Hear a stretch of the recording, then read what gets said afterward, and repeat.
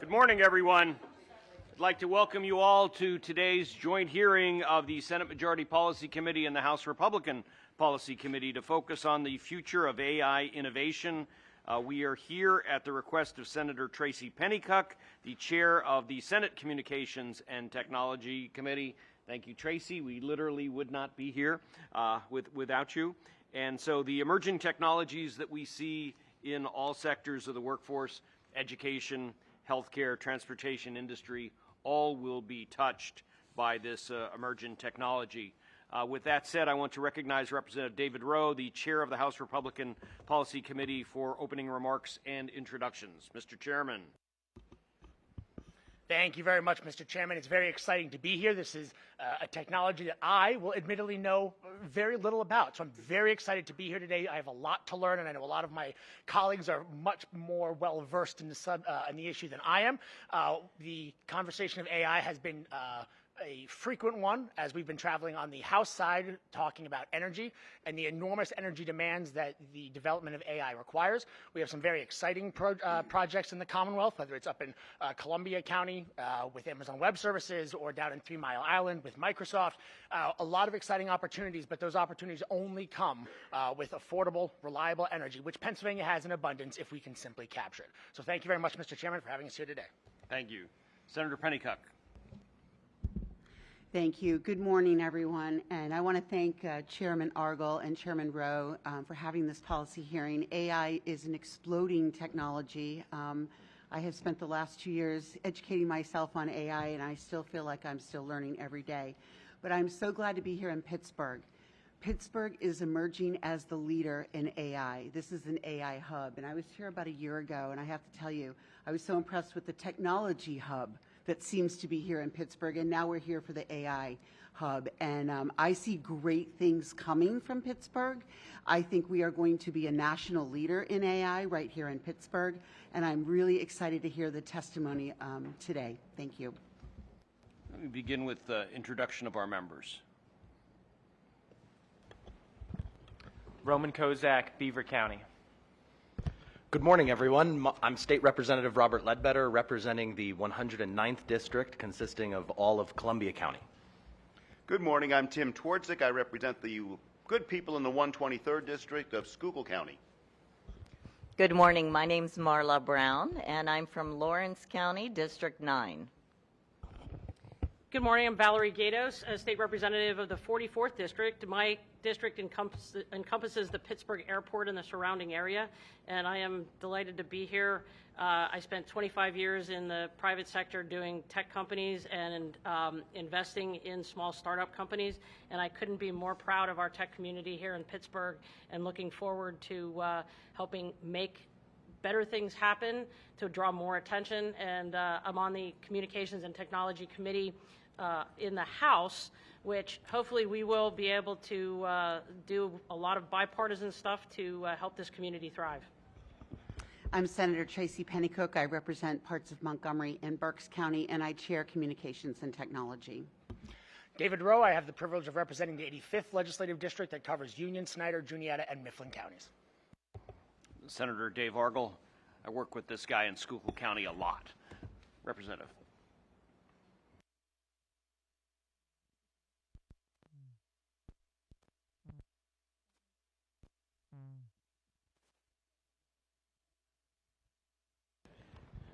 Thank you. Representative Stephanie Shalaba. I represent parts of Butler County. Pittsburgh is my old haunts. I used to work at Buchanan Ingersoll and Rooney and Eckert Siemens, where I focused on data privacy and cybersecurity for the better part of a decade as a cybersecurity attorney. So this is my bread and butter. I'm thrilled to be back here as often as I can. I see some friendly faces, Joanna in the crowd. So Pittsburgh has always been on the cutting edge of everything, and really Western Pennsylvania has. So I am fortunate to chair the AI Opportunity Task Force for the House, and I am really looking forward to helping Pittsburgh and Pennsylvania step into their proper role as the keystone of AI. I'm Senator Devlin Robinson. I represent the western and southern portions of Allegheny County, and I've been involved a little bit with CMU and University of Pittsburgh in the AI realm for quite some time, and have been very close with all the goings on of Astrobotics, and it's been really exciting to watch their progress. So, thank you. Thanks, Devlin. We are expecting Senator Kiefer to also join us online, and anyone who is experiencing any technical issues online or elsewhere, you need to talk to the executive director, Josh. I am not the technology guy for the committee, and so Josh, thanks to you and your House counterpart for pulling this all together. I will ask everyone to strictly observe our time limits. My House predecessor worked for the railroad, and so I do try to keep the schedule on time. And what we will do is we have several different panels, and then we will just open it up for Q&A for as long as we have, and then we'll move to the next panel. And so with that in mind, let me turn to our first panel. We have Shandong Wu, a professor at the Pittsburgh Center for AI Innovation and Medical Imaging, Houman Rashidi for the, the Executive Director of Computational Pathology at the AI Center of Excellence, and Joanna Dovin, the Executive Director. Let's begin. Well, thank you so much. Honorable Chair and members of the committee, thank you for the opportunity to speak before you today and for the continued dedication in strengthening healthcare access and innovation throughout the Commonwealth of Pennsylvania. My name is Houman Rashidi. I'm a professor in Lombardi Shinizaku Endowed Chair of Experimental Pathology. I'm also the Associate Dean of AI at the University of Pittsburgh School of Medicine, while also serving as the Executive Director of CPACE, which is our Computational Pathology and AI Center of Excellence. It is a privilege to share the important work being done at our institution to harness artificial intelligence in healthcare and democratize its use for clinicians, researchers, students, and support staff alike. This transformative work has a direct and growing impact on the lives of Pennsylvanians as it improves patient care, expands healthcare access, enhances workforce readiness, and fosters a future-forward health innovation economy that benefits citizens across the Commonwealth and beyond. I want to tell you a little bit about CPACE and how its rapid rise to AI healthcare leadership. It was established in 2024 in January. CPACE has already become a recognized national and global leader in healthcare AI, especially within pathology and laboratory medicine arena. Our center is rooted in the belief that AI must be accessible, ethical, and impactful. Since our founding, CPACE has launched multiple clinically integrated AI tools, which includes but is not limited to Report Genie, AutoPix AI, WSI Genie, PIT GPT+, Nebulan GPT, which are all used to enhance diagnosis, reporting, and decision-making. Led cutting-edge research and strategic AI projects in tackling all sorts of data types, forged key partnerships, including major industry stakeholders, including but not limited to Leidos, which we're happy to announce that we have our new $10 million industry-sponsored grant being introduced this Friday, actually. Also advised other academic institutions, such as but not limited to UCSF and others, in terms of being able to model similar AI centers in their space. And we also have received national and international recognition for its educational mission to democratize AI literacy, particularly through the release of our first ever open access AI review article series, which was just published in the United States and Canadian Academy of Pathology's AI Education Initiatives in Modern Pathology, which I've left the links to for your reading pleasure. Moreover, CPACE has catalyzed AI momentum throughout our broader institutional ecosystem. It has served as a springboard for launching governance, structures, policies, cross-campus collaborations, and new industry partnerships, all focused on responsible AI development and deployment in health sciences. These ripple effects have helped accelerate our institution's strategic transformation and position Pennsylvania as a hub for innovation. A little thing about CPACE and Pitt's global AI education contributions and broader workforce impact. At the heart of our mission is the democratization of AI literacy. We are executing this through a robust three-phased AI education curriculum, which we've already launched within Pitt, and it allows a no-code accessibility, interactivity, and evidence-based content approach to education around AI. Our approach eliminates traditional technical barriers by offering a no-code AI learning platform, which means requiring no prior programming or engineering background whatsoever. It's incorporates various integrative AI tools. Full disclosure, various tools here are because of my own startups and even developed within CPACE. Real-time training and visualization tools also for clinicians and students to learn and experience hands-on and synthetic real data sets. And the reason we emphasized on the synthetic because we want to be respectful in ensuring patient privacy. This no-code hands-on model, unique in its scope and depth at Pitt, is opening doors for a broader and more diverse healthcare and research workforce to engage meaningfully with AI. By making AI accessible without requiring technical expertise, our programs are creating new educational pathways and job opportunities throughout Pennsylvania. These programs are particularly valuable in helping reskill and upskill individuals for careers in digital health, biomedical data science, and AI-integrated clinical practice. We emphasize scientific credibility by building our curriculum around high-quality, peer-reviewed resources like the ones that I just mentioned to you. These resources, by the way, even though we're led by Pitt and CPACE, they brought on 50-plus AI experts from across the world, and these are from Harvard, CMU, UCSF, and others that actually helped deliver this. So I'll leave those links for your reading pleasure. These resources are now being adopted in AI education initiatives, both nationally and internationally, and most importantly, are already contributing to local job creation and professional development efforts right here in Pennsylvania. Lastly, real-world impact and applications in clinical and rural health. CPACE's work is not confined to research and education. It directly addresses healthcare delivery challenges, especially in underserved and rural communities across Pennsylvania. Our AI innovations are enabling faster diagnosis and reporting through intelligent automation and targeted AI tools, empowering clinicians with AI-assisted tools at the point of care, even in settings without access to large clinical teams, and just as importantly, creating AI-literate champions within the healthcare space who serve as liaisons between the technical and clinical teams, bridging the gap that hinder interdisciplinary decision-making in multidisciplinary conferences like tumor boards. For example, one of our AI initiatives is enabling the standardization of care delivery across rural pathology sites in Pennsylvania. Through AI-assisted digital diagnostics and no-code education, rural hospitals are now able to collaborate with expert hubs in real time, ensuring consistency in diagnostic practices and improving patient outcomes. This level of coordination and equity in care delivery would be nearly impossible without the integration of these advanced technologies.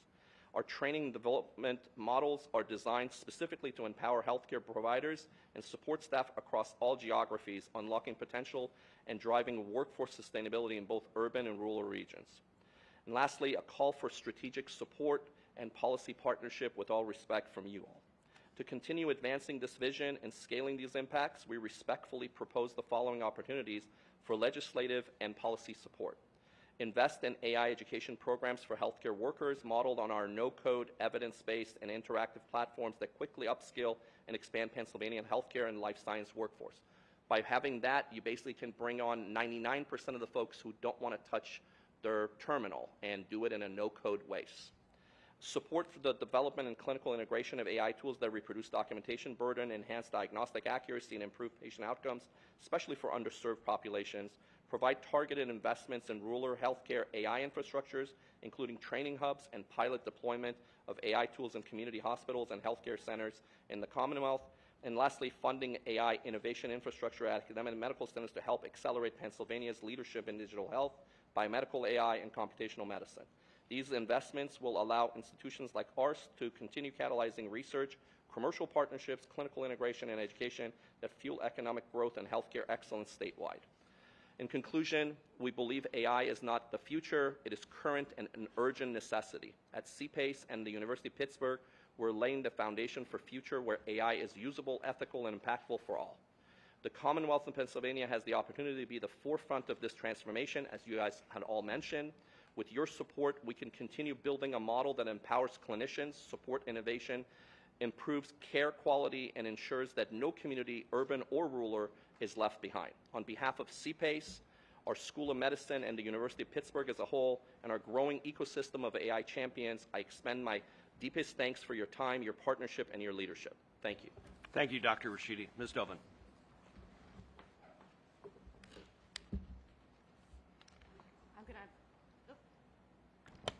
Here we go. I'm going to try to bring this down to tax generation and jobs. Good morning, I'm Joanna Dovin, Executive Director of the AI Strike Team, a 24-month catalytic initiative launched to help our region and state seize its position in the new AI economy. Collaborate, push, and sometimes shove. The true north being investment and related job and population growth and tax generation.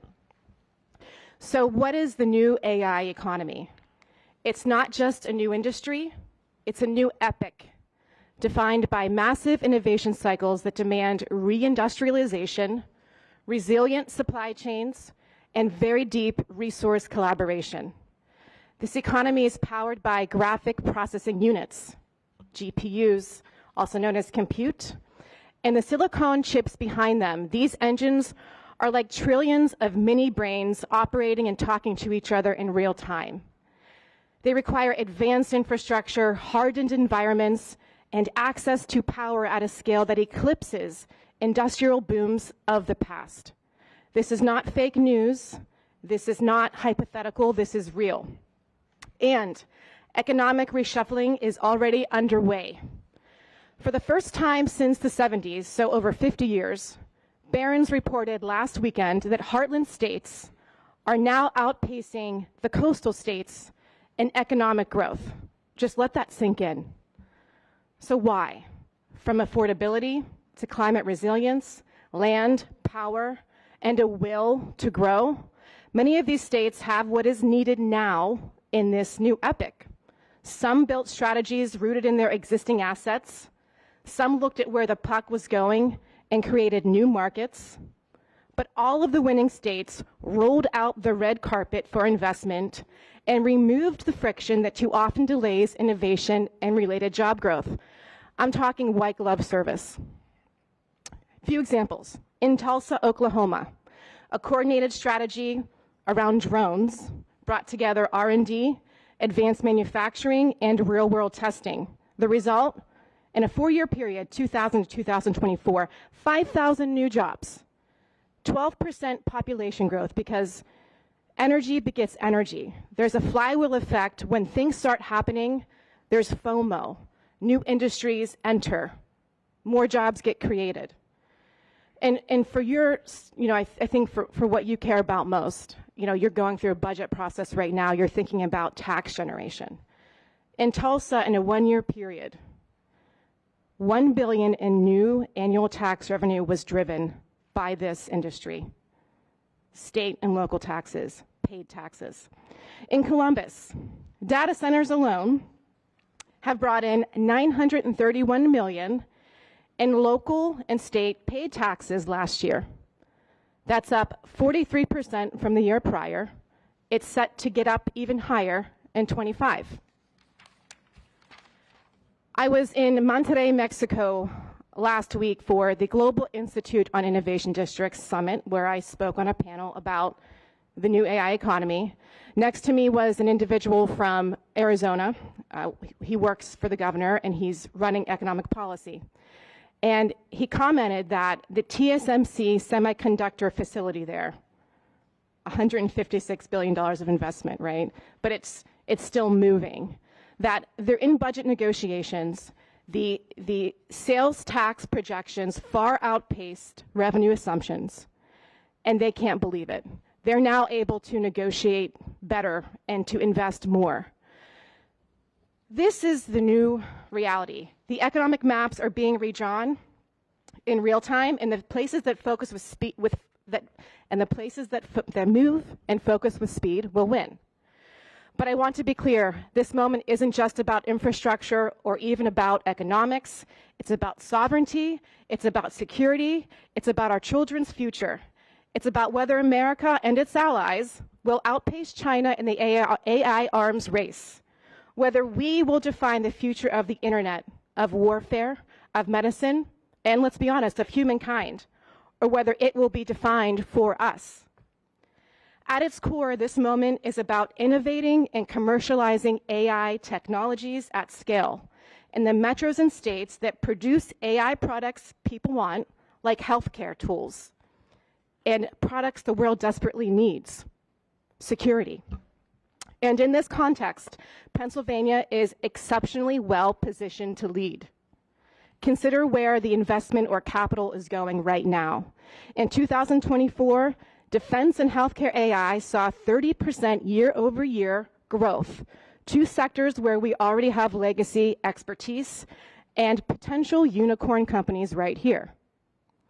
More than $150 billion in defense tech investment federally will be allocated in 2025. We should all view this as venture capital from Washington. It will either flow here, or it'll flow here a little bit, or a lot.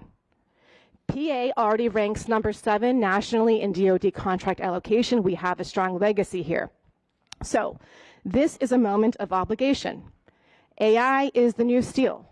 We grew economies throughout PA, east, west, all over, by producing the steel that defeated tyranny. Now we must build the AI that does the same. Here are 3 things that we can work on together right now. And when I say together, multi-sector, the economic groups here, the tech councils throughout the state, we've all got to just roll up our sleeves and work together. First, quickly enact policies that spur the commercialization and growth of homegrown AI companies and also outbound the AI companies to come here. How? GPUs are the lifeblood of AI, and compute costs are increasing significantly for these AI companies. Let me talk about this real quick. So the AI Strike team did a compute survey. We spoke with about 5 emerging AI companies here, the big ones you read about in the news.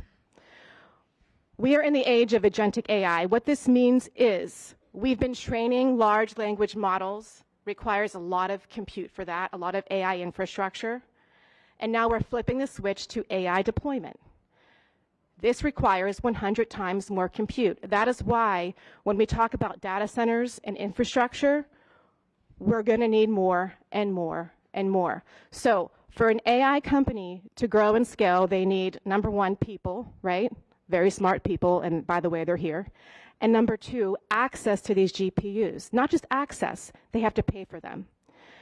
Consider that in the capital expenditures of these companies that could scale, grow, and be amazing for all of us. Consider that about 80% of their CapEx in the next 2 years is going to be compute costs. So what we can do is this.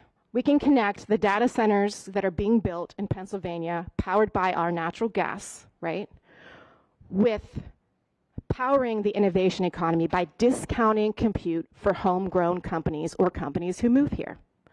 I have a plan for that. I'm not going to talk about it now because I don't have time, but it's a private-to-private market play. No one is doing this. It's sovereign compute. Other countries are doing this. Nobody in the nation is doing this. Second, incentivize and market AI industrial growth zones. Former industrial steel sites and beyond should become AI factories with power, fiber, and permitting ready to go. We can't control all local permitting, but we can do a lot at the state. There are 600 components in one rack in a data center. That's the size of a refrigerator. There's a massive industrial supply chain in AI factories. Let's co-locate that industrial supply chain next to our data centers at former industrial sites and create a new model around not just nearshoring, but state shoring. Third, and this is where I was thinking about this last night, and let's iterate on this, but we need a bipartisan, nimble AI state investment strike team. I don't know what that looks like or how it's formed or how it's legislated. That's not my job. I don't do that. But we have to move quickly, and we've got to work together. First, we should build out the statewide defense tech supply chain and think big, right? Federal AI hubs, defense tech prime co-locations of units, coordinated DoD procurement pathways. It almost looks like this. You interview the top 25 companies that play in this space right now, and you ask them what they need. I've done this a bit already with local organizations. I can tell you we need SCIF space to be financed by the state because the private market cannot finance it. And there are companies here that can't even apply or look at RFQs and RFPs from the DoD because there's no secure facilities here. All right, I've talked a lot. The new AI economy demands more bipartisan and multi-sector collaboration, different economic models and ways of thinking, more speed, more investment, more signaling. This is why we were formed.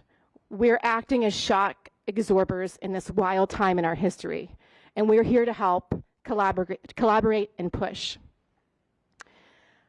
I'll leave you with this. I was at NVIDIA's Global Summit last month, and I was at a bar waiting to meet with somebody, and they were late. And so next to me, there was this guy that looked very interesting, and hard to talk to, but I got him to talk. And it turned out he was one of the 10 people at OpenAI that led the public launching of it at a time when, are the models safe? Should we do this? Is perfect the enemy of the good? All of these things. He's worked in AI his entire life, and what he said to me is, we had to get it out there because of Moore's law.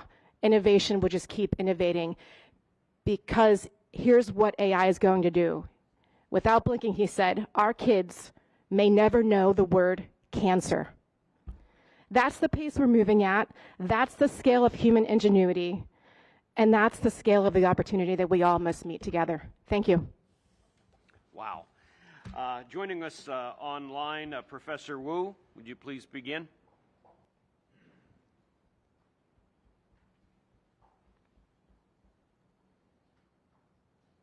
Thank you for the dear committee member. Thank you for the opportunity for testimony. My name is Shandong Wu. I'm traveling, so cannot join in person. I'm very happy to give my statement. I'm a professor in the University of Pittsburgh, so I'm leading the Intelligent Computing for Clinical Imaging Lab. Our research really interfacing the computational science and the medical science. As you can see here, our research grounded on the multidisciplinary collaborations with data scientists and all clinicians and all different areas of researchers. Our research also strongly supported by funding from federal agencies, from industry and private sectors. Just a few weeks, last week, we got a large research contract from NIH, $3.5 million so that we are leading a multimodal breast cancer AI research project. So in 2020, I founded the Pittsburgh Center for AI Innovation in Medical Imaging. This is really a truly cross-campus, cross-department school initiative. We're trying to bring researchers, clinicians, and working together. We're supported by the Provost Office and Senior Vice Chancellor for Research Office. This is the largest internal funding from our institution. We'll try to advance innovative AI research, clinical translation, education, try to leverage our strong computational expertise and resources in clinical aspect at Pittsburgh. Today, we have more than 100 members, half of them, roughly about half of them are clinicians working in this area. We also have built a strong partnership with national labs and industry and local community. I'll give you a few examples. We have done so many research projects. This is only a few to give you some real-world example how we are using AI to improve breast cancer diagnosis, to predict outcome for a patient with brain injury in ER settings, and also to help patients to understand whether treatment will be effective for them. Those research projects can really, really improve the better patient outcome and also help medical centers to be able to better do resource allocation and, more importantly, reduce healthcare costs, reduce a lot of unnecessary medical procedures and workflows, and also to improve patients' experience, reduce their stress. For AI education, we are designing innovative new initiative and program and courses for that. As my colleague, Dr. Rashidi mentioned, we have been developing basic basic courses program for all medical students, trainees, and medical professionals. I was in the committee a few years ago for UPMC medical student training curriculum reforming, where we have incorporated the AI concept in the new curriculum. And I'm also the course director, have designed and delivered mini courses for the students who are very interested to go deeper to learn AI. We have developed professional enrichment courses.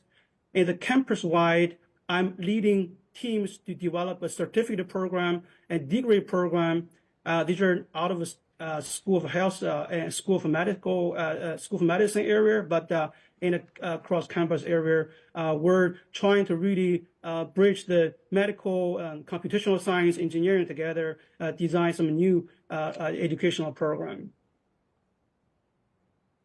We are also engaging with local community and build our impact. So we have did several AI in healthcare conference and symposiums. We organized the first and delivered digital pathology transformation conference in the federal systems in DC 2 years ago. This really engaged a lot of federal ecosystem, including VA, CDC, NIH, and so on. Try to explore AI in digital pathology. We have explored AI's impact from the business perspective. We have done 2 conferences with School of Business here at the University of Pittsburgh. We also sponsored and lead one of the international workshop on medical AI application, and I'm the leader of the workshop building visibility and reputation for our institution and the University of Pittsburgh. We also work with local partners, for example, Jewish Healthcare Foundation. We have an initiative, Pittsburgh Regional Autonomous Patient Safety Initiative, try to leverage the AI strengths at University of Pittsburgh and also CMU to advance AI for patient safety. Pitt is committed to pursue responsible and trustworthy AI. Pitt is a member of the NIST Consortium on AI Safety. I'm also a member of that consortium. We have generated a report cross-campus wide on the responsible use of generative AI in research and education. This report is available online. So in order to develop trustworthy and responsible AI, we have been, the whole center has been working on many different areas of AI. For example, how do we increase acceptance of AI to the society? How do we study human factors? How do we study AI and liability issues, reduce disparities or issues, and also make sure AI is fair to all patients. And more importantly, make sure AI is safe and secure. This has really triggered several major research topics that are going on in our institution. For example, AI and cybersecurity, AI human collaboration, AI and the business and policy impact, and AI ethics and governance. We have a lot of opportunities. We also have a lot of challenges here. So we all know that AI is on the way to transform our society. It will not only just transform medicine, healthcare, energy, workforce, jobs, it will be affecting everybody. So we have to really get prepared for this. At Pitt, we're developing cutting-edge research. This is AI-driven innovation. As you can see, many of the project and initiative we have been doing, and also unique education program. We really need a lot of us and students or professionals, workers. They need AI education. We're trying to fill the AI knowledge gap, and for the workforce development, so that we can also train our next generation AI workforce. Pitt is really one of the leader. UTMC is one of the leader in health AI domain. Not only national, I think internationally, we're also one of the leader in this area. We're striving to address AI ethics and governance challenges. We know this is not just AI techniques, but this has to do with everybody, with the society, with the engagement of all the communities. We using a human-centered approach for responsible AI. And also, we're trying to address many of the issues have to do with data, AI privacy, integrity, security, misinformation, and that potentially can generate harm or security issues. We're desired to partner with the state's legislation, the leaders, to use AI as a catalyst to expand or maintain our PA's competitiveness, to spur the economic growth, make sure the safety of our residents, and also the benefit to all Pennsylvanians. In order to do this, we really need a strong policy support. AI pose the challenges and need to customer policy support for growth of our AI efforts, and also need a strategic investment. Also need to attract and retain talents in Pennsylvania, create a safe environment for them to stay here. We also need to build a strong computational infrastructure. This will be, as the last speaker mentioned, this will be very important for our state to grow AI efforts and AI uses. Build a big data warehouse, because data is the source, the new oil of AI, of the new economy. So we need to build data warehouse. And also to to build up a facility, some of the partnership between academics and industry. Honestly, with our lab, with our center, we have developed so many AI products. We like to work with industry to push them to the market and to the clinical side to really benefit patient health care. Also, strongly ask for maintain our federal funding support. As you can see, without funding support, many of the research are not able to achieve. So I also like to ask support or advocate that to University of Pittsburgh. Pittsburgh it's really a good AI ecosystem. We have talents from Pitt and CMUs and strong medical resources. UPMC is one of the leaders in research in the world. So we are really better positioned to become an AI innovation hub. And Pitt is working to achieve this goal. And we like to partner with the AI, with the legislation and leaders of the state to achieve this goal. Thank you very much. Thank you all very much. We're going to open the floor now for questions from members. I'd like to start off by recognizing Senator Petticook. Thank you. I have to tell you, I love your energy, and you're absolutely spot on. We are on the cutting edge. We either seize the opportunity and jump 100% in, or we're going to be passed by. And I totally agree with you. Tell me, if you can, what has been the decrease in research time as you employ AI in your medical research? So you mean like in terms of like, you know, like non-AI research that's decreased, or? So I was just recently at biotech, PA Biotech, and they have been able to shave off 5 years. Oh, with I see. AI I see. modeling. How does it expedite? Oh, yeah. No, that's a great point.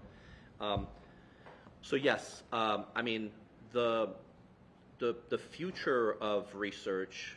I think we all within the research community agree that it's AI integrated. There's no doubt around that. There are different types of AI that we have in place, and that's why those review article series, I think, will educate the global community in terms of what they are. Because right now, when you ask the average person, they automatically think about ChatGPT, and that's not the AI we've been using within our healthcare space. So within our healthcare space, we've been using non-generative AI for decades. And it's part of your care, actually. And many patients don't know about this. But it's part of a way that your practitioners can actually expedite your care, make sure that they have more accurate care. And so these AI tools are in place, but they also have their own limitations. None of these tools are perfect. Now, they are expediting our research, our clinical efforts in terms of care. And mostly what I'm going to be speaking on is on translational research. As I cover our leukemia lymphoma service as a diagnostic hematologist. And so as a physician, I also have to think about what kind of AI tools are hype and which ones are actually realistic that can actually help our workflow. And so we have found a nice balance between non-generative AI tools, like things that can tell the diagnostician if you have cancer or not that somebody would have missed, or generative AI tools where instead of you spending, 30 minutes in a doctor's office and they're standing behind the computer and typing and not paying attention to you, the AI tool, that's the generative AI, could actually be dictating for the doctor and let the doctor be more of a doctor, or the practitioner, as practitioners, PA, be more their caregivers that they need to be. So I think that's the part that's going to enhance. The research part is a whole other realm, which is we are, right now, we're at, as was mentioned, we're at the age of agentic frameworks, meaning that these new AI tools that we have, they can actually cross-talk with each other. And having a crosstalk within these AI platforms, and that's going to be the future, there's no doubt. And so that will drastically expedite our discovery phases. So something that would have taken years to come up with, let's say a drug of interest or a diagnostic platform of interest, would actually be now done within days or weeks now. Sounds crazy, but that's just the reality that we're living in. What do you anticipate to be the cost savings with the AI application within the research and medical fields? And where do you think the increase in cost is going to be? Obviously, it's power. We know it's power. I have 3 data centers going in next to my nuclear power plant. Smart move on their part. Yeah. But where do you see that vacuum of what you need, like today, to continue this momentum? Yeah, so we need a few things. One is, we were just chatting in the hallway, just a few minutes, like right before the session, which is that I vision AI as being part of everyone's. I kind of see it as the AI tsunami as kind of like the new internet revolution that we had. So when internet first came out, you weren't thinking about what kind of a cost savings and various other industries that would pop up. And same thing will be happening within AI. There's going to be lots of industries that we can think of, and I can guarantee you there'll be, I'm sure we all agree, that there'll be just as many, if not more, industries that we're not thinking about, we can't even imagine, that are going to pop up as well. So, but how do we prepare your actual public to actually be part of this process? And I think a way to you can't prevent it from happening in terms of upskilling and reskilling folks, but this is our opportunity to be able to, through education, find ways that could actually reskill, upskill folks, and minimize that transition time from them going from one job type to another. So I think cost saving wise, there is, I would say our biggest cost center, if you will, within any kind of a research facility is what we call FTEs. It's our workforce.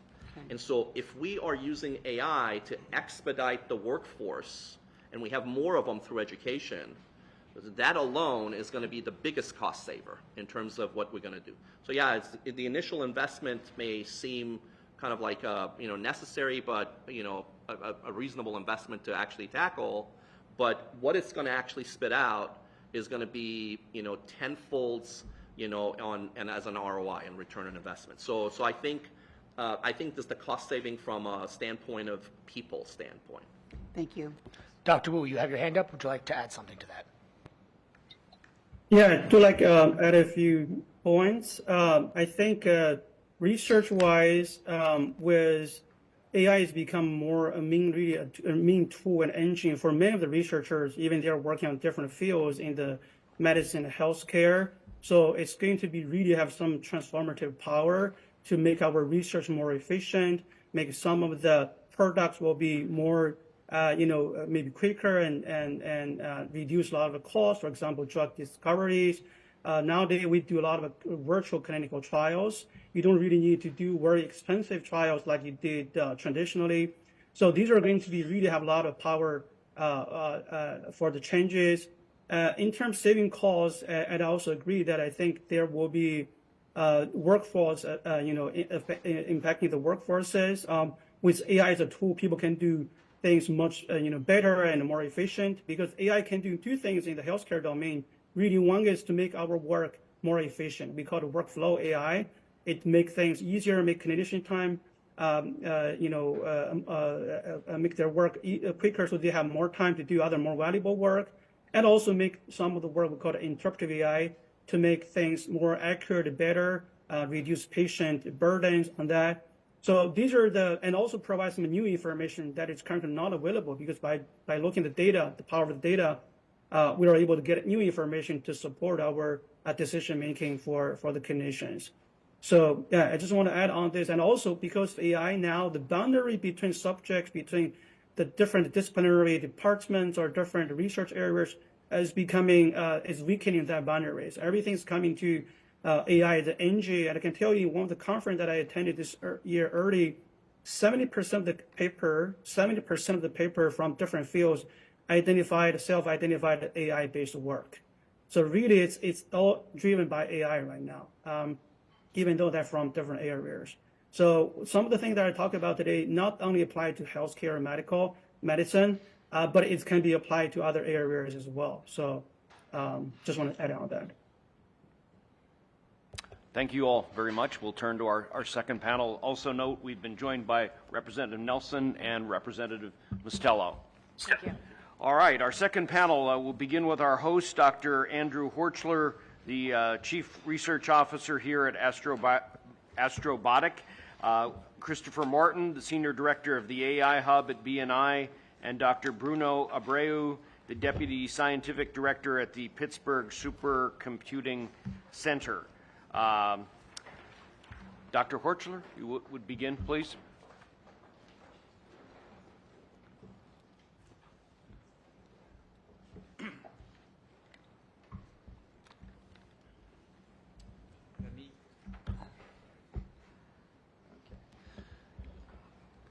Good morning, Chair Argel, Chair Rowe, and members of the House and Senate Republican Policy Committees. Thank you for this opportunity to testify before you today. I'd like to first personally welcome you to the Moonshot Museum.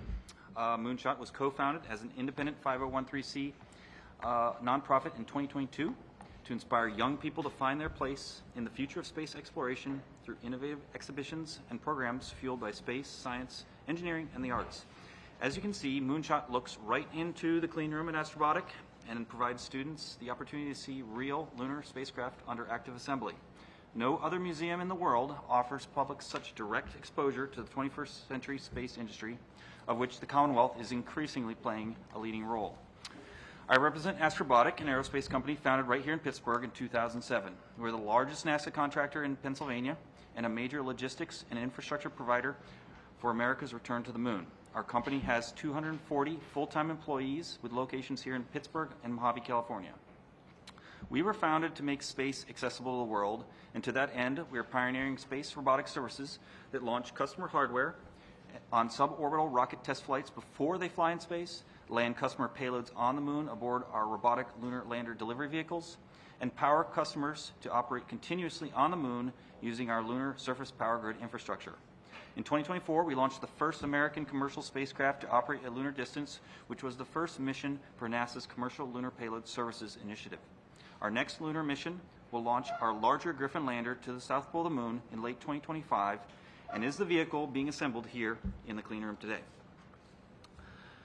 As we prepare for our next lander mission, we're also developing LunarGrid, which will provide reliable, constant power to enable permanent human and robotic presence on the moon.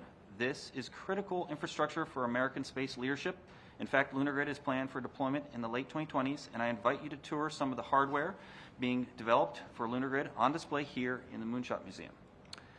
As a Pennsylvania proud business, we have contracted with 158 companies in the state to execute our space programs. As a prime contractor, we pursue small business suppliers as our first preference and seek to enhance Pennsylvania's national reputation as a destination for creating, attracting, and retaining startup companies and entrepreneurial talent. We are the first major flagship space program in the Commonwealth and the start of a new space ecosystem.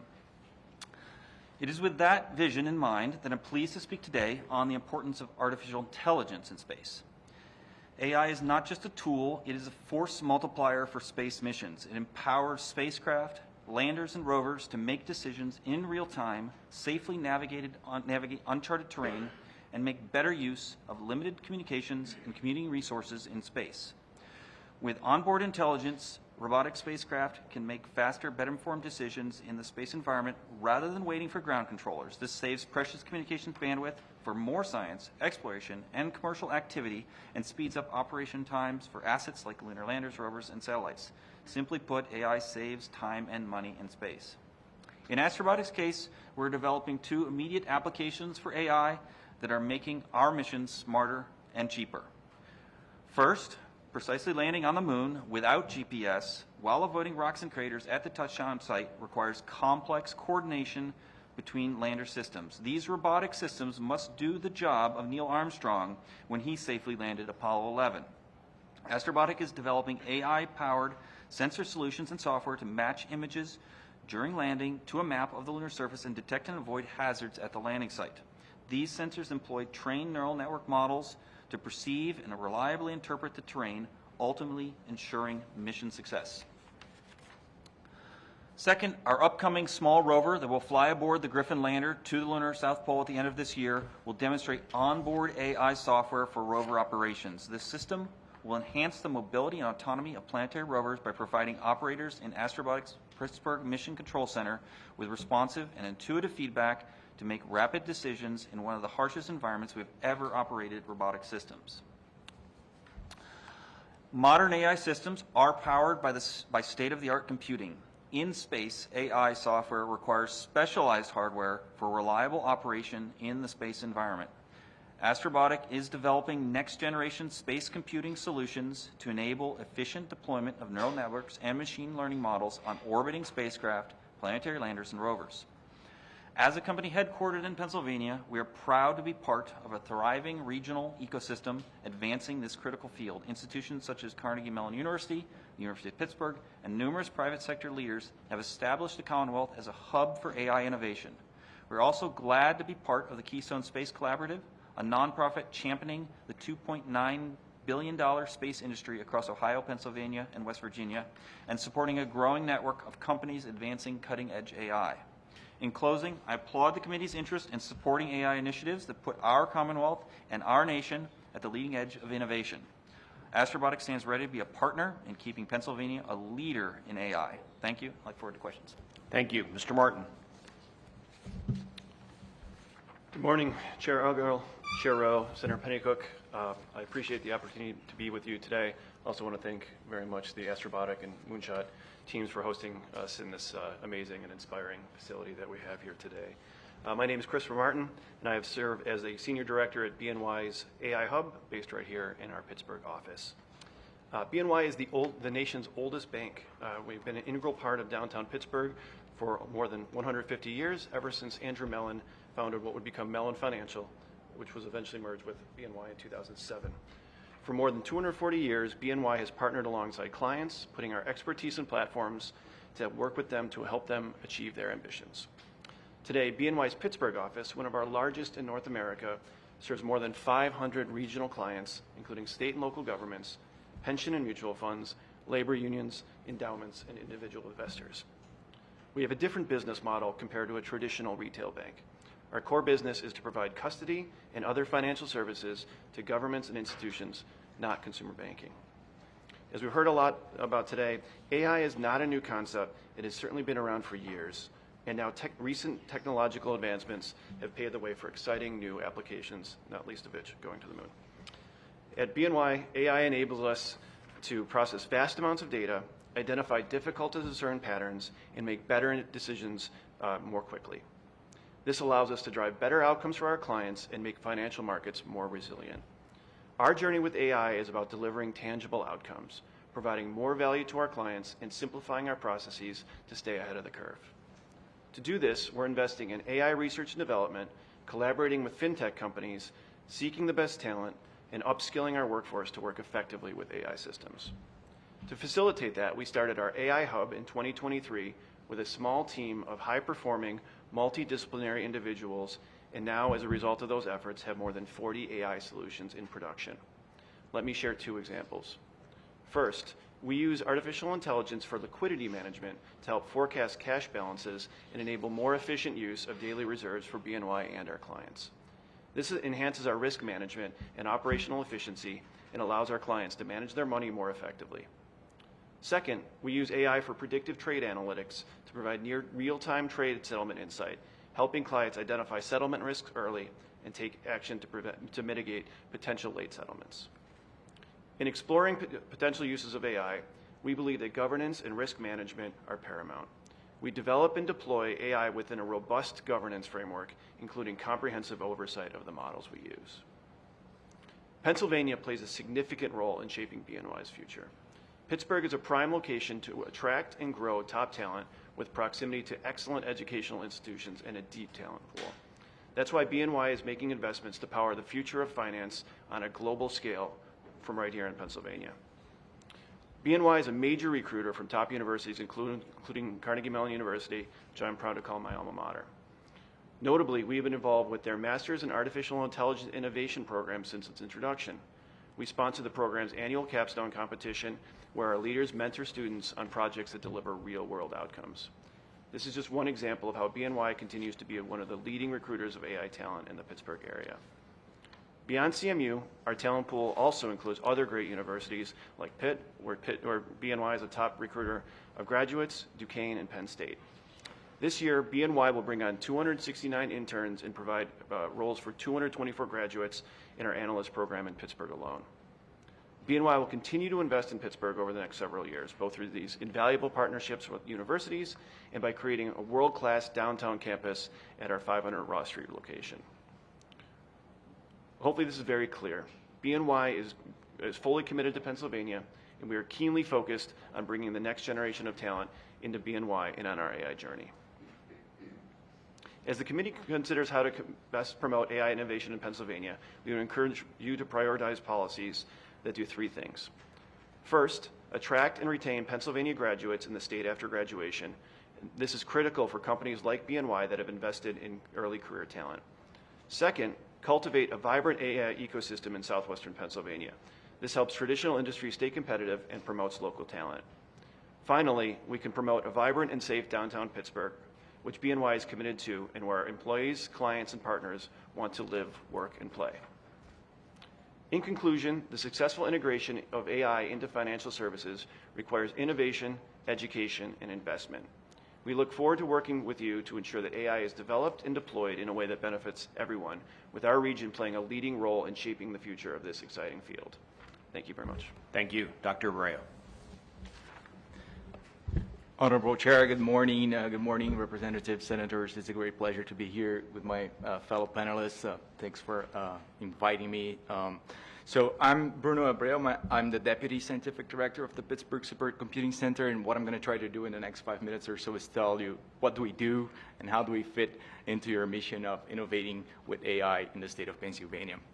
So the Pittsburgh Supercomputing Center is a joint research center between Carnegie Mellon University and the University of Pittsburgh. We've been around since 1986, and what we do is we operate, we deploy, and we maintain supercomputers and other advanced computing systems. We've been doing that for 4 decades now. We are one of the 4 supercomputing centers in the nation, and we operate the only publicly available supercomputer in the state of Pennsylvania. The community that we serve, it's not only southwestern Pennsylvania, it's across the state. We have users from all the major institutions in Pennsylvania and also from all 50 states in the United States with our funding streams from the National Science Foundation, from the National Institutes of Health, and the Department of Energy. So to talk about the impact of AI and how it's changing the way we do things, I kind of want to split things in 3 main buckets here. The first one being research and development for industry, but also academic research, scientific research at the academic institution. So in that space, AI, as my fellow panelist was just saying, it has become a force multiplier. It's doing what we name it in the research computing landscape. It's doing it's shortening the time to discovery or time to science, or accelerating these development cycles. There are many examples for this, from weather forecasting to digital agriculture. There are many things that personalized healthcare. We had other panelists in the previous panel talking about this. So it's all over the space. It's really a tool that kind of allows people to not only shortening their their cycles, but also like do things that were actually impossible to do before, right? So it's not like Senator Tracy had a question about what's how much faster can you run. It's not only about how much faster. It's actually like some things that AI is allowing were not even possible before. So I can't tell you how faster it is because it was just not possible before, right? So in the research and development landscape, that's what's going on, right? So and we have thousands of users that we support every year that are running AI workloads in our systems. Right now, there's probably hundreds of them, and several of them are running AI workloads. So that's one of the main areas that we work, research and development for industries. We support academic institutions, we support business, we support startups, and we support companies as well. And of course, there's the education component to it, so I'm going to get to this in a minute. And the second bucket, it's about cyber infrastructure, right? So we're talking about these advanced computing systems, and you were talking about AI infrastructure. I really like to think about this as really basic infrastructure. Like we built, roads and railways to move people and move goods around. We built electricity grids and power plants to produce energy and move energy around. what cyber infrastructure is about today is moving data, right? So we need data centers to produce and store data, and we need to tightly integrate them through high-speed networks to connect these data centers. AI is not only about processing power, it is about processing power, GPUs, things that can process information real fast, but it's mostly about data, right? So what happened with AI over the last decade or so, the boom, it's not only about being able to process the information at the speed that we need to train these models, but it's also like, how do you feed them? You know, if you feed garbage into a model, you're going to get garbage. So it's really about how we create this infrastructure that allows us to gather and distribute high-value data such that our AI infrastructure, our AI models are reliable, are trustable, and are accurate. So we've been doing this for decades now. The last 3 or 4 systems that we have deployed, supercomputers, they are specialized for AI applications. They have hundreds of GPUs, and we support with our flagship system today, Bridges 2, we support over 4,000 users every year. The last component to this, right, we talked about infrastructure, we talked about research and development, but there's, of course, the human component to this, the people. You don't have infrastructure if you don't have people. You don't have research if you don't have people, right? So it's all about workforce development. So our mission here is in this space is to actually empower people with the skills that they need to actually take advantage of these technologies. So we have programs that all across the state, from institutions from PASHE schools and community colleges, and we're teaching them how to use these tools. We're bringing the supercomputers into their classroom. So workforce development, without having the people with the right skills, we're never going to be able to deliver on the mission of AI innovation. Without having the cyber infrastructure needed, we're not going to be able to deliver in the mission of AI innovation. And without having the research and development components, we're not going to have the economic impact that we want out of this. So to close, I want to say that we are a real asset. We've been doing these things for 40 years now, and we're very eager to collaborate with you. And you know, we're just here to make this a larger impact across the state. Thank you. Thank you all very much. We have 6 questions from members, but given our shortage of time, I would ask that both members and testifiers be brief with your questions and answers so we can get through as many as we can. Representative Shalaba. Thank you, Chairman. I've spoken with the strike team. I've spoken at length with Joanna. We are actually crafting that competitive compute policy, which will be the first in the nation. I've spoken with the Army. I've spoken with a lot of other stakeholders, Amazon in the field. I've spoken with AHN, Bayer, UPMC. I've spoken with those in the financial sector. No matter what area of our lives we look at across the Commonwealth, whether we're looking from a human perspective or whether we're looking from an actual industry perspective, AI is everywhere. But AI isn't necessarily new. This is something that takes a lot of planning. It takes a lot of time and detail, attention to detail. We have to make sure whatever we do properly, that it's appropriate, that it's tailored to the specific industry or the specific area that we're seeking to cultivate. So while not new, it does require novel solutions and I think novel partnerships. Given the constraint that we have on time, I wanted to ask each of you if you could pick one area to prioritize. One thing that we need to address today to help capitalize and catalyze this important piece of our future in Pennsylvania, what would it be?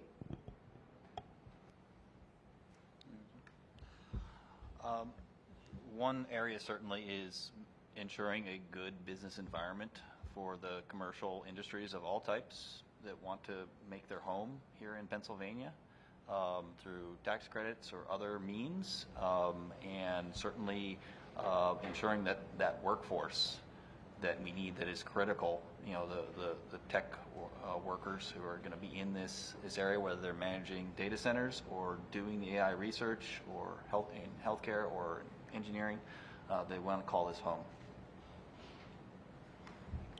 Yeah, maybe to build on that is very much we talk about the AI ecosystem, and not just Pittsburgh, but southwestern Pennsylvania. You know, in the Commonwealth, there are so many opportunities really across the board to spur public-private partnerships, our partnerships with leading universities, whether it's Pitt, you know, CMU, whatever we can do to promote that business environment, to promote those collaborations, to drive incentives for not just companies that are based here. I think also, as Joanna highlighted, to bring in companies from outside of the region to invest here. Whatever we can do to grow that pie, I think that will have a knock-on benefit. At the end of the day, an exciting thing that has developed over my last 20 years working in this field here in Pittsburgh was, 20 years ago, you very much had to cajole somebody and say, come on to Pittsburgh, it's fine, you can buy a house, don't worry, everything's cool. Now there's a growing community of people with cybersecurity, privacy specialists, artificial intelligence. So we are happy to have that pie growing, that growing. No matter what profession you're in, you really don't want to be out on an island. And so this is an opportunity that we have as a region to attract professionals here, the businesses that they work for, the investment, the ideas that we're bringing. Anything we can do to promote that, I think that's a win for our region. I'm going to talk about the cyber infrastructure because that's a lot of what we do, of course. So it's really, again, about moving data, right? So I'm not talking about only data from finance and things like that. I'm talking about data that's coming from sensors that are remote out there in the field, that's coming from instruments that are at the lab levels of these academic institutions. All of this needs to be put together. And no single institution, academic, research-based, has the power or the actual money to buy at the scale that it's needed to process these things now. And certainly most business don't have that power. These AI workloads, they scale really, really fast and really big. So if you want to do these things, we need to pool resources. And we need to create the cyber infrastructure across the state. So that's what I think we need to do. Thank you. Representative Ledbetter. Thank you, Mr. Chairman. Thank you all for being here. Thanks to the testifiers from the prior panel as well. I want to speak to Pennsylvanians for a moment and just concretize how this impacts them, and then I'm going to pivot to a question for you all. In the previous panel, it was mentioned that $1 billion in new revenue had been generated through this space in states like Oklahoma, 43% year-over-year increases in new revenue generation in states like Ohio, just to the west of us. And when we see the resources that are necessary to provide to society, enable for them to function and prosper, we also have this immense burden that we're anticipating. At a federal level, Medicare is projected to be insolvent by 2036. Social Security disability insurance is projected to be insolvent by 2035. Here within the Commonwealth, the IFO projected accurately that we have over a $3 billion deficit within not only this past legislative budget, but the one that we're anticipating and has been proposed by the governor. These are things that make this conversation relevant to everyone in Pennsylvania. And when we consider the ROI of when government gets involved, there are great examples. One that comes to mind is the $100,000 that we invest in the Economic Trade Office in Taiwan that results in millions of dollars in exports of Pennsylvania goods outside of the state, and tens of thousands of jobs that are generated. This is the type of government engagement that fosters the growth that we are seeking to compel within the industry of artificial intelligence and data centers. One thing that was mentioned, I believe by you, Doctor, was this accelerating development cycles across industries. This panel and the prior panel included testimony from banking and finance, research and development, medicine, aeronautical science, and the list goes on. But from our perspective as lawmakers, when crafting policy, I would ask you all, when we seek to advocate legislation that is reliable, trustable, and accurate, where are the biggest regulatory hurdles that you are seeing that is preventing this type of prosperity from coming to Pennsylvania? One area I can speak to. For an expert these days, things are moving so fast that it's hard to catch up, right? So I think it's critical for policies to define where does the state want to go. Give us a north, because then we can kind of keep people informed according to that plan. I think that's what we're lacking right now. Well, the lens in which I view this whole process is my friend and grade school classmate, Colonel Mike Fink, is now going to be going up into the International Space Station on the SpaceX team, Crew 11. So I think of just from being in grade school and what was fostering that kind of interest. And I just think that we need to do more of that and less of testing and just rigid curriculum, because I think that creativity and critical thinking skills are something that we really need to address. So thank you. Representative Brown. Thank you, Chairman, and thank you all for your testimony. You know, it's very exciting, the economic development prospects of this opportunity, which is why I'm here. And I love the reference to this being the new steel, because I come from a town that's been decimated because of the downfall of this industry. But one thing we've not talked about, and Mr. Martin, you bring it up in your testimony, but I'd like you to talk more about it, especially in the banking industry. You say that you've built on secure foundations with responsible AI guardrails.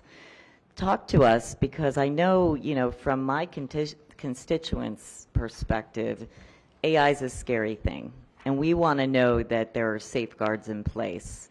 So can you talk to us about what that means in the financial industry, how you're doing that? Sure, and thank you for the question, Representative. Let me come back to something that always anchors pretty much everything we do at BNY. You'll often hear our CEO talk about resilience being commercial, right? The volume, the assets that we are entrusted to manage and to secure from our clients is paramount in everything that we do. Being around for 240 years, you're not just chasing the latest fad. We have a long history investing and taking advantage of new technologies. And in many ways, AI is viewed through that very critical governance lens and additional safeguards that we have placed on it. Let me give you one particular example.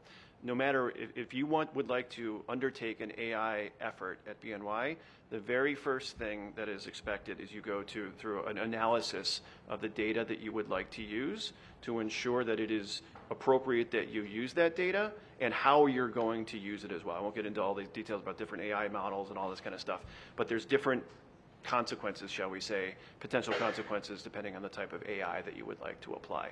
So that's one specific example of literally the very first process of anybody at BNY has to go through and ensure that the data that they would like to use is fit for purpose for what they would like to use it for. And then there's a number of toll gates and examination points downstream. I mentioned when we founded the AI Hub, it's not just a bunch of scientists and engineers. It's a very multidisciplinary team, including one of my colleagues who's in the room here based in Pittsburgh, representing everything from legal, from model risk, to data risk, to compliance, the entire field. So we have a group of multidisciplinary professionals that examine over the course of a life cycle, right from the very beginning until something that goes into production.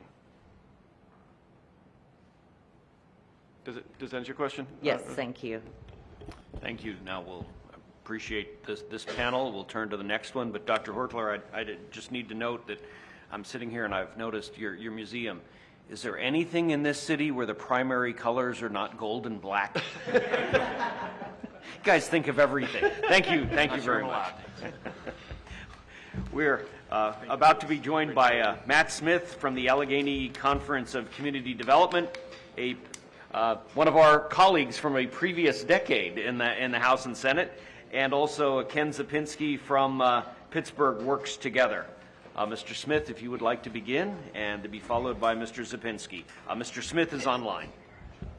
It's great to be with you, Chairman, and I apologize for being online and not being there in person for this very informative testimony. I had surgery and still lack a little bit of mobility, so hopefully on the mend here, but I appreciate the discussion.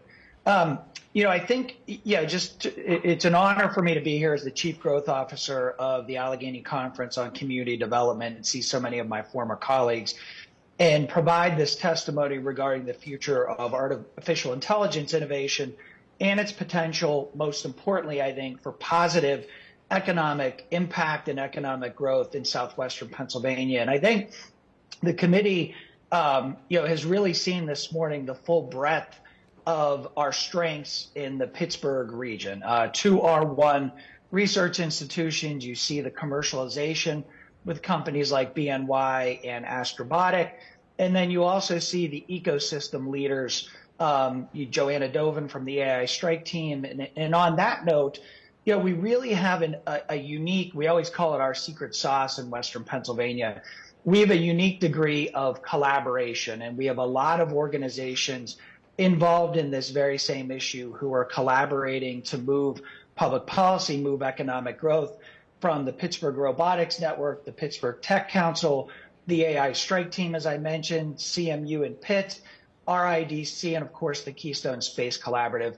All of those organizations work very well together and collaborate for the purpose of driving this really unique potential in the Western Pennsylvania region, and hopefully catalyzing on what we should catalyze. And that's really one of my primary points. We have a wonderful set of cards that we're holding. In many ways, we have many trump cards in this equation, but it's not going to happen on its own. It's not going to happen without really smart and strategic investments.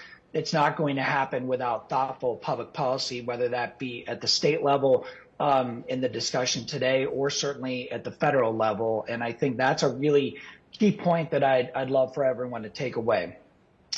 Through our work at the conference to enhance the region's economic competitiveness, that we have identified several priority industries that have great potential to spur business attraction and retention, and that's really what we're after. We want to make sure, as Joanna said, we're attracting outbound business investment, but we also want to make sure that we're capturing that next dollar of investment from great companies that are already here, like BNY and Astrobotic. AI is a natural fit and economic focus for several reasons. As I mentioned, proximity to the world-class academic and research institutions that we have in this region, a talented workforce, and proximity to abundant natural resources to power this technology, particularly our abundant source of natural gas in southwestern Pennsylvania. While AI is already revolutionizing industries and generating new jobs, it's also increasing our energy demand at an unprecedented rate, and that's putting pressure on the system. And where that pressure is on the system and the need for power is only going to increase significantly over the next couple of years, we see that as a significant opportunity for southwestern Pennsylvania to solve one of the world's largest problems that everyone will face over the coming future, and that's the need for power generation. We're working closely with energy industry leaders to identify short and long-term solutions that will solve our grid reliability issues. We believe that by unlocking the full potential of natural gas, we could be nimble and take advantage of the AI innovation opportunities that are presented to us today. In the long term, we want to position the region as a first mover for advanced nuclear deployment, which will ensure a reliable energy future that we all seek. Pairing natural gas and nuclear energy with investments in grid reliability and energy tech further strengthens our energy position. Without reliable and affordable baseload energy supply, the region will have no path forward with economic growth that we all want to see. Businesses, importantly, are already taking note of the energy opportunities abounding in our region. Just in the last 6 months, the region has seen several major companies invest in significant planned expansions into our region, including Mitsubishi Electric Power Products, Inc., which broke ground within the last couple of weeks on a new advanced switchgear facility in, I believe, Representative Kozak's district. Thank you for your support, Rep, on that particular project. We've seen EOS Energy expanding in the Mon Valley, Hitachi Energy announcing a major investment in Westmoreland County, and last year we were able to secure investment and a commitment from Mainspring Energy with big thanks to Representative Gatos and Senator Robinson. And Mainspring Energy is manufacturing linear generators that will be used side by side with data centers to provide power, and so a really significant investment. When paired with forward-thinking regulatory frameworks and incentives like the Carbon Dioxide Geologic Sequestration Primacy Act and the PA Sites Program, which you all supported and we greatly appreciate, Pennsylvania is attracting new business and supporting existing ones that develop energy solutions and tech that can grow our regional economy. A great example of this coming to life, two great examples recently.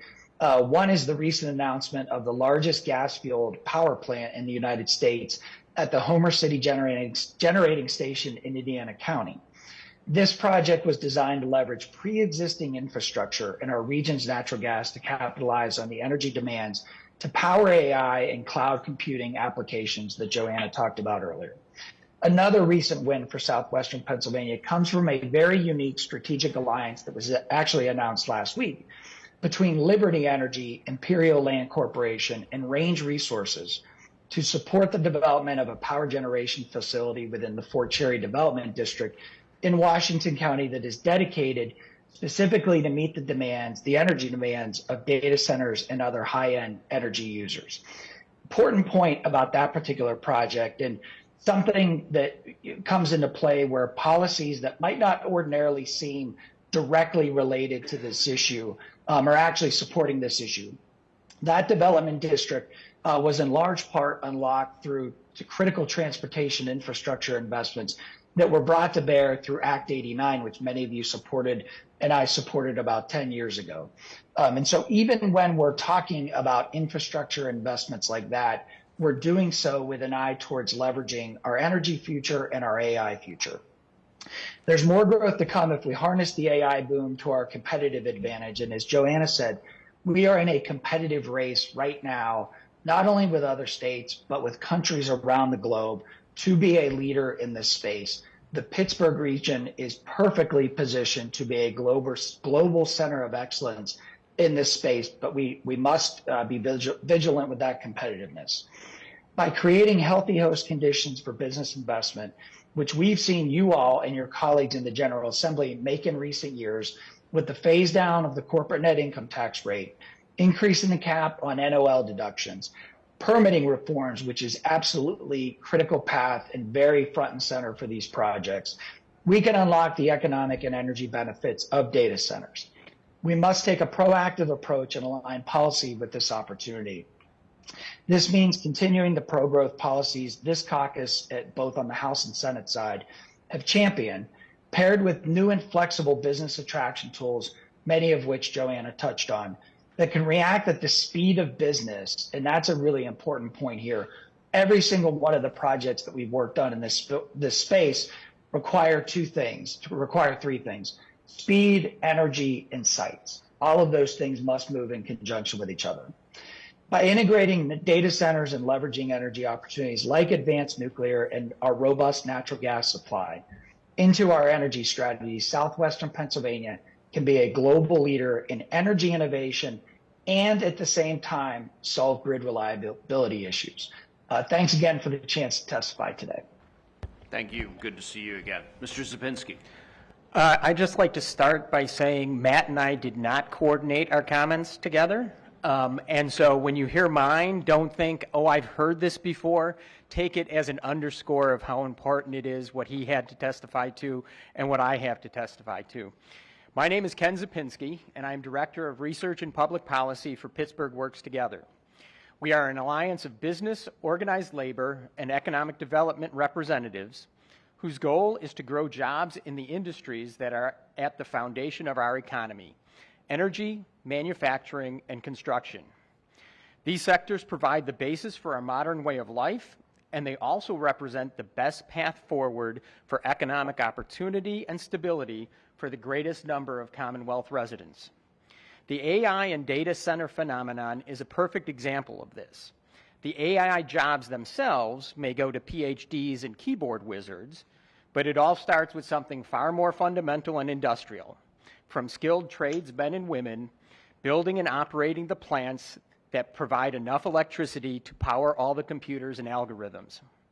That makes it a perfect economic development opportunity for Pennsylvania, which produces more excess power than any other state in the country. But so far, we have not leveraged that advantage nearly enough to create jobs and prosperity in the Commonwealth.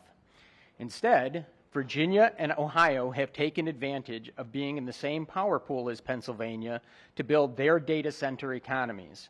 Loudoun County, Virginia, and the Columbus suburb of New Albany are the hottest data center markets in the country, and it is no exaggeration to say that they are being powered by Pennsylvania electricity. Combined, the two states import 25% of their total electricity from the rest of the PJM grid, a total that is a little less than what Pennsylvania exports to the grid every year. The data centers that make AI possible need reliable power that is available 24/7, 365 from sources such as natural gas and nuclear. Once again, that is tailor-made for Pennsylvania, where 91% of our generation comes from natural gas and nuclear. Last year's announcement that Microsoft is partnering with Constellation Energy to restart 3 Mile Island nuclear reactor underscores the scope of the opportunity if we are willing and able to grasp it. A Pittsburgh Works Together research report from last month, however, showed that we are moving far too slowly. Pennsylvania is the only major natural gas producing state that does not have a single natural gas power plant currently under construction. Texas, the only state which produces more natural gas than Pennsylvania, has 12. Thankfully, there are signs that things are starting to improve, most notably, as Matt mentioned, the recent announcement to rebuild the former Homer City coal plant as the country's largest natural gas power plant to serve data centers built on the 3,200-acre site. And Liberty Energy, Range Resources, and Imperial Land Company announced a plan last week to build new natural gas generation on reclaimed strip mining land. Pennsylvania has many redevelopment sites that are already outfitted with oversized gas pipelines and electric transmission wires that serve the power plants and other industrial customers that used to be there. Like Homer City, they are an asset for data center development that few other places can match. We should be working to prep them for new development and aggressively market them to this industry. But building power plants and data centers face the same kind of siting and permitting hurdles that, unfortunately, all heavy industry faces in Pennsylvania. We need to move at the speed of business. Consider what is happening next door in Ohio. Williams, the huge pipeline and energy company, is spending $1.6 billion to build two 200-megawatt natural gas power plants for a new hyperscaler data center in New Albany. Williams filed its application for environmental and site approvals for the first half of the project with the Ohio Power Siting Board on March 7th. It anticipates getting the approvals in hand by June 5th. The project's air permit is expected to be issued in half that time. Imagine trying to permit a $1.6 billion project in Pennsylvania in less than 90 days. But that's what we need to do in order to be competitive. Finally, we can't let the Homer City announcement distract us from the broader peril facing Pennsylvania and the PJM grid. Yes, data center growth, EVs, and the electrification of life is adding demand that must be met. At the same time, ill-advised government policies are shutting down existing power plants that are needed to meet our existing demand. Those policies helped lead to the original shutdown of Homer City, and they will push other plants to shut down just as we need more power than ever. PJM Interconnection is predicting power shortages and blackouts by 2030, if not sooner, if nothing changes. And we are already feeling the impact of rising electric bills. In short, taking advantage of the AI opportunity, as well as maintaining our current standard of living, relies on intelligently addressing the problems facing our electric grid.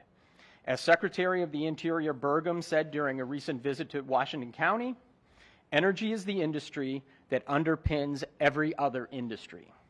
To sum up, for Pennsylvania to take advantage of the AI and data center economic opportunities to provide jobs and prosperity for Commonwealth residents, we need to build more power plants which provide electricity around the clock, primarily natural gas and nuclear. We need to take advantage of old industrial sites that have access to existing gas and electric infrastructure. We need to minimize permitting and development hurdles to move at the speed of business. And we need to maintain the existing baseload generation we currently have to facilitate expansion opportunities and to preserve what we already have in hand. Thank you for this opportunity. Representative Kozak. Thank you, Mr. Chairman. Thank you so much for being here, and thank you to all the panelists in the previous segments. I have so many questions. I'm looking forward to bothering you afterwards on some of them. But so one of the things, I'm new to this job. I'm new here as a state representative just for a few months now. One of the things I'm seeing a consistent theme of across the board is shortages, shortages, shortages, wherever we go. labor, technical workforce, teachers, nurses, rural physicians, people in general. Birth rates are down. It seems like artificial intelligence could provide a lot of help in these regions, in these areas where we can cut down on time spent doing certain things and efficiency. That's all wonderful. And I'm excited about the development of what we see coming.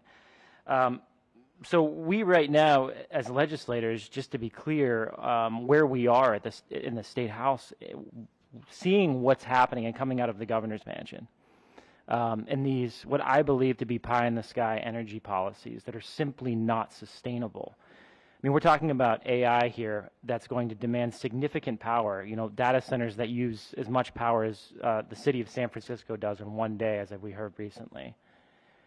We have these energy policies being proposed of renewable energies that simply cannot provide the base load for AI.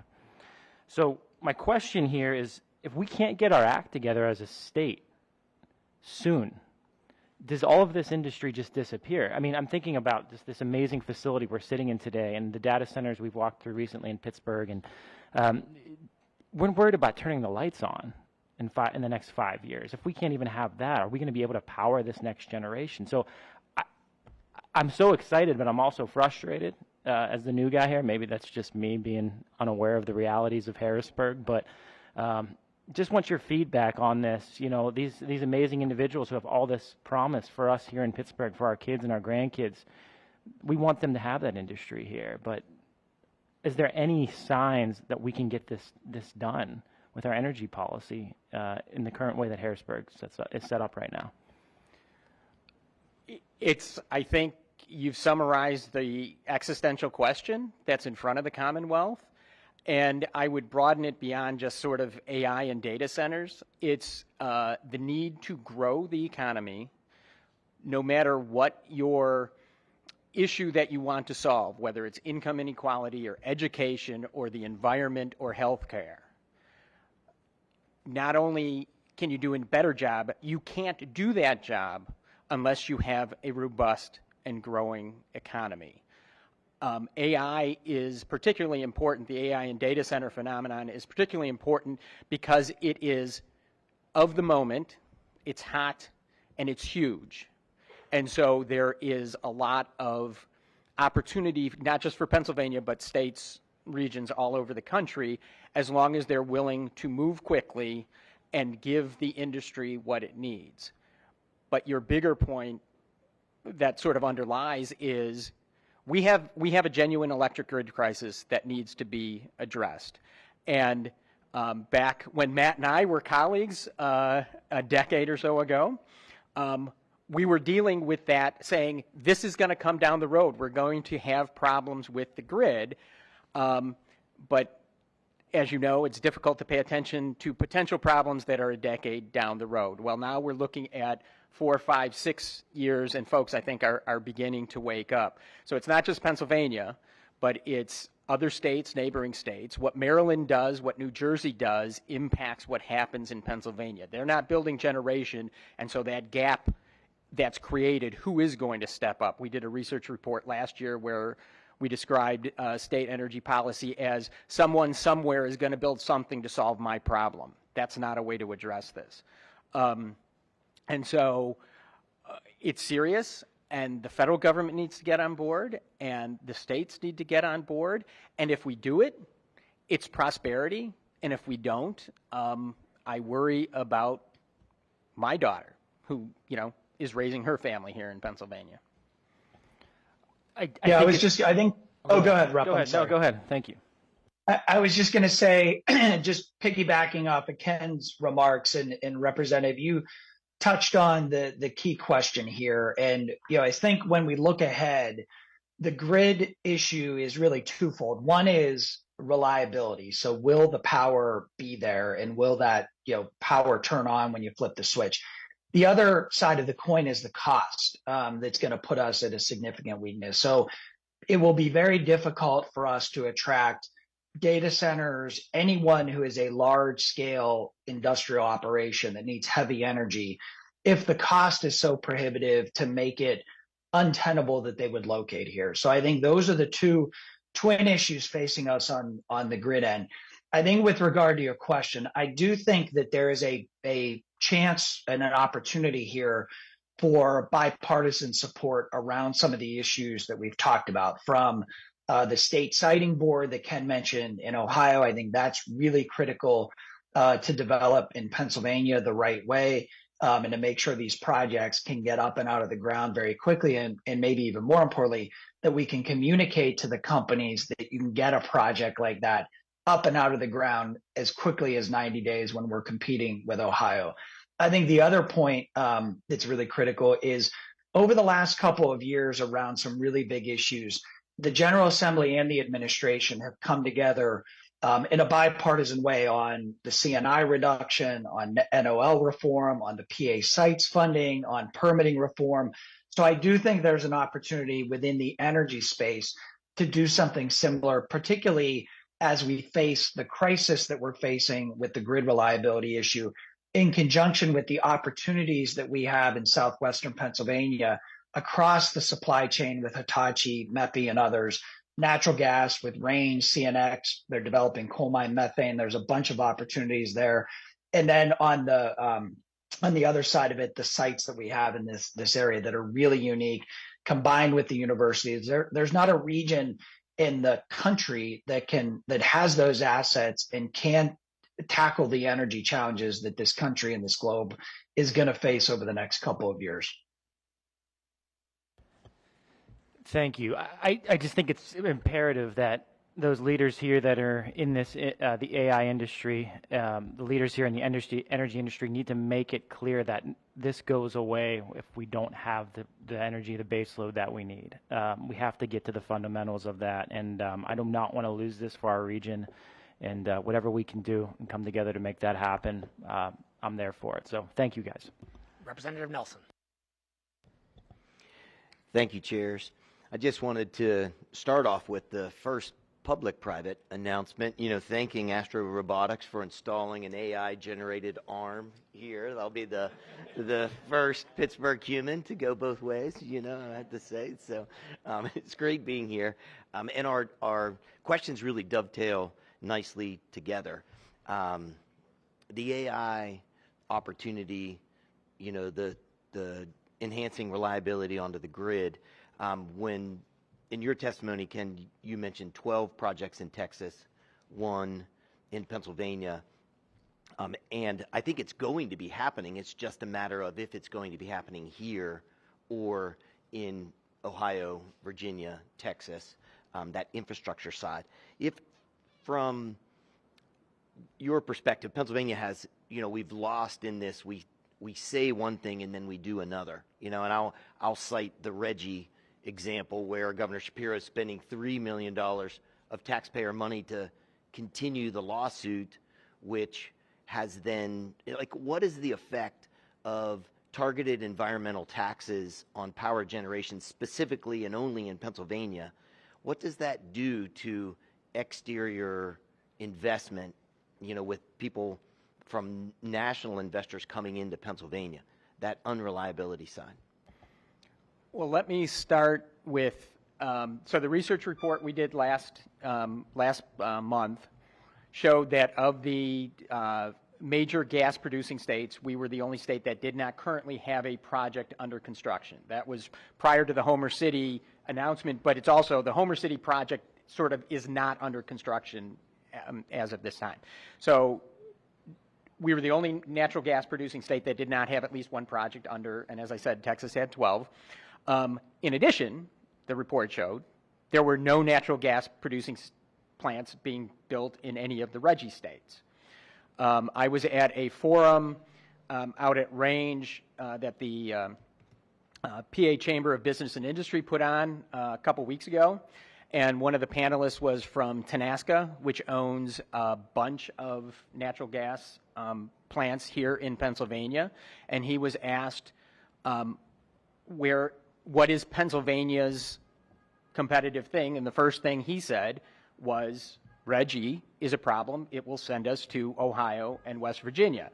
Now, I will say to temper that, you have the announcement of the Homer City plant, and that's done under the auspices of Reggie, unknown, Pacer and Press, unknown, and yet they're still wanting to move forward.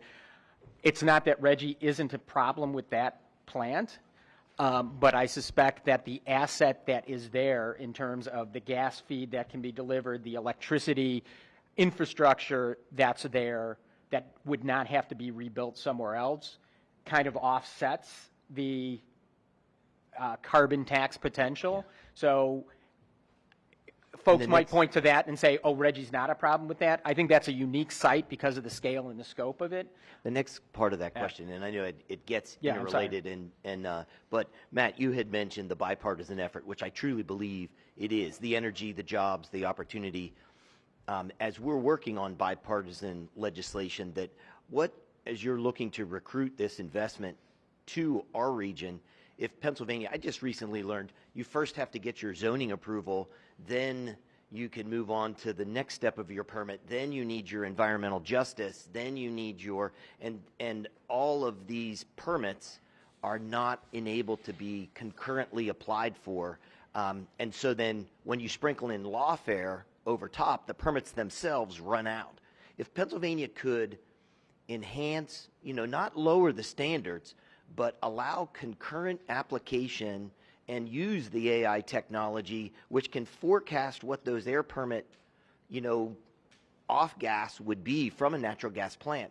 How would that help your recruiting efforts to say you can apply for everything at once, including your air permit, because we already know what will be coming out of those stacks using the technology that we're trying to recruit here? Yeah, it's a great question, Representative. The fact that we don't have the ability to pull certain projects and put them on the fast track with something like the siting board that Ken mentioned from Ohio puts us at a competitive disadvantage, not only in general, but specifically for the largest of the large projects, because as I said earlier, those projects are dependent on power generation, they're dependent on available sites. We have both of those in really a robust manner. The third leg of that stool is they need to move quickly. And every project that we've engaged, whether it's a data center project or a large industrial user, the first question is how quickly can we get this project up and out of the ground? We need to provide them with not only a short time frame, but we need to provide them with a certain time frame. And one of the things a siting board can do is effectuate and execute that piece of the objective. Thank you. Thank you, Mr. Chair. Representative Gatos. Thank you, Mr. Chair, and thank you, Matt. I think your comments are spot on. And Representative Nelson actually asked a question that was very similar, and I think you've answered it. But if you had to reiterate, what is the number one thing that we could be doing in the legislature, Republicans, Democrats alike, what would it be? I think it's that speed issue, getting to the point where we can confirm that projects of this magnitude can start and get up and out of the ground in as Ken was saying, not in a Representative Nelson, I think, said, not in a lower standard manner, but we can apply standards that are appropriate. We just need to move faster. And I think that speed question is really the one that's paramount for a lot of the projects that we're dealing with. And that's one that I think is uniquely situated within the public policy space, particularly at the state level. But I'm also hearing that what you're saying and what previous speakers have said is that we have to stop nibbling around the edges on the small stuff and go straight to the big stuff because we are going to lose a huge opportunity. I think that's right. I mean, these are projects that are in and of themselves transformative on the AI and data center side. So you have that residual benefit that comes to communities, I think, from co-locating. Joanna was really articulate on the benefits of co-locating and the supply chain possibilities there. On the other side of it, the capital investment, Homer City is a great example, $10 billion capital investment right now on the energy side. Those capital intensive projects are transformative for communities, for the region, for the Commonwealth. And so I think, I agree with you, Representative Gatos. I think this is a great opportunity, but we need to move fast and we need to move in a very large manner, particularly on the energy side of this equation. Well, with my background coming from the financing and venture capital, I've found that it is probably the #1 reason why we don't see more investment in Pennsylvania is because we don't move fast enough. So I think that I'd like to see capital unleashed, but also recognize that if we as legislators don't encourage these big things to happen, and here's the thing is we're a state that has all of these things right here in our fingertips. We have great labor. We have great businesses. We have a great environment. We have great educational institutions. And it seems that what we're hearing today is that what we are missing is some leadership from the legislative level, if I may say, to make sure that we get government out of the way. So thank you for your comments. Thank you all. Before I turn to final summations by Chairman Rowe and Senator Pennycook, just one final question. The governor has been quoted several times as being tired of losing to frickin' Ohio. My grandmothers would have sent me to my room for that one, but I think we all share the sentiment. And so I'm looking for some hard numbers as how we quantify it, if you can. How does Pennsylvania, in terms of AI jobs, in terms of AI investment, how are we doing compared to the other 49 states? Are we in the top third? Are we in the middle third? Are we in the bottom third?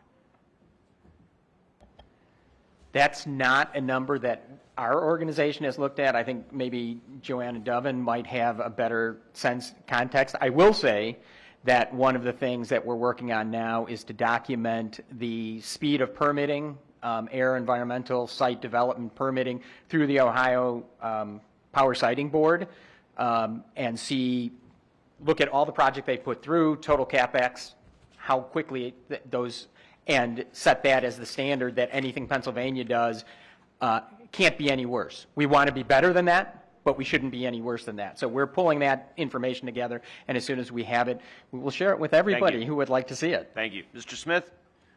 Yeah, I was just going to add in, we can certainly get you that info, Chairman, but I was going to add, when we're competing with other states, we've really seen, particularly through the bipartisan work that you all have done with the administration, over the last 12 to 18 months, a noticeable change of projects that we are competing for now. I think what was happening for a number of years is we weren't even in the stadium. We weren't on the playing field. I don't even know that we were in the stadium competing for big projects like Intel, for example. There's been a noticeable change over the last 12 to 18 months.